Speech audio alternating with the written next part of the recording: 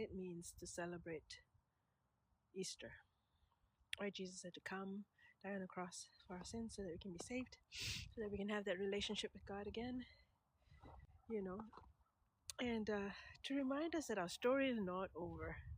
There's so many times, especially now in this season in history, there's so much going on around the world, and so many people are fearful, stressed out, not sure what's happening, and wondering how they're going to cope with all the changes. It was around about the same during Jesus' time.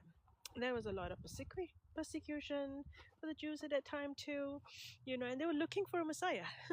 And so when he came and, he did miracles and everything, they thought, oh, here's a king who's going to be able to deliver us. And then to find out that he was not the kind of king they thought he was going to be. He was the kind that gave his life so that we can have salvation, so that we can have that connection with God. And he lived his life in a way that was totally different from any person on earth in the past like him, because he was God, came in the form of a man to show us that he understands the challenges we go through. Because sometimes when we're in the middle of the challenge, we think nobody understands. And we have to remember that he does. He understands exactly what we're going through. He died such a painful death.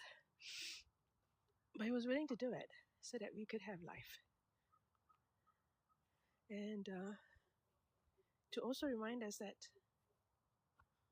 our story is not over. Because people thought with his death, his story was over. Story is not over. Because people thought with his death, his story was over. And he came to show us that no matter what the enemy can throw at you, your story is not over. Death has no victory